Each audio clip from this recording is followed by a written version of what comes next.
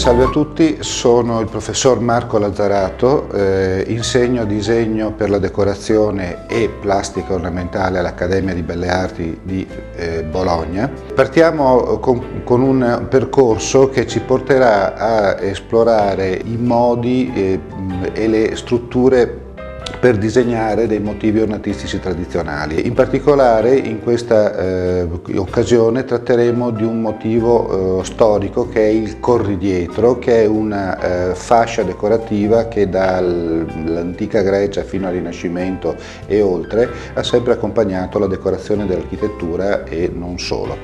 Il corridietro ha come base geometrica la spirale di Archimede. Vale la pena, come si vede nella prima illustrazione, ricordare come viene costruita una spirale di Archimede.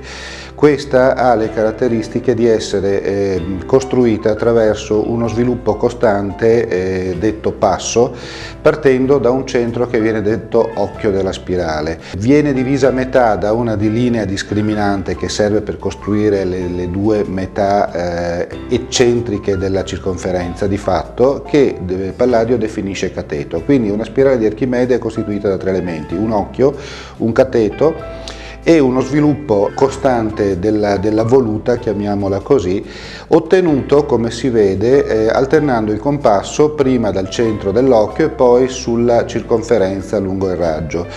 Queste due semicirconferenze, per così dire, eccentriche, costituiscono lo sviluppo della spirale. Vale la pena ricordare che la spirale di Archimede ha come valore, e per il motivo per cui viene utilizzata, quello di essere in questo modo misurabile. Avendo un passo costante consente di poter a priori capire quanto sviluppo gli si può dare e quindi che dimensione potrà avere.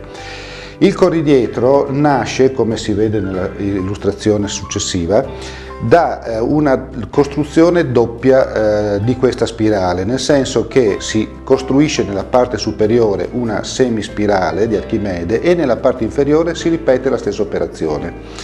Il risultato, come si vede nei centri 1 e 2, dove il 2 non è più sulla circonferenza dell'occhio della spirale, ma è sulla circonferenza dell'occhio di una seconda spirale, questo gioco di sfalsamento dei centri genera di fatto due spirali che si intersecano e consentono la possibilità di fare un positivo e negativo, come si vede dalla linea evidenziata. Questo però non basta, nel senso che, come si vede sempre dalla seconda illustrazione, la cosa può svilupparsi all'infinito. Però per trasformare questo in motivo decorativo bisogna stabilire un limite, decidere quando questa cosa va tagliata e quindi da che punto in poi essa può essere ripetuta. Ecco allora, come si vede nella terza illustrazione, che le misure finali del pattern, cioè della parte che poi viene ripetuta per costruire il motivo. Si vede infatti che il cateto viene diviso in 6 parti.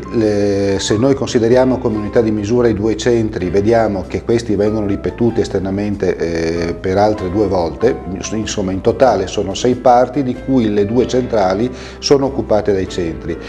In questa maniera si hanno 1 e 2 sviluppi della semicirconferenza, che portano quindi a un quadrato con 12 moduli per 12. Questa è la dimensione canonica del corridietro, base del corridietro.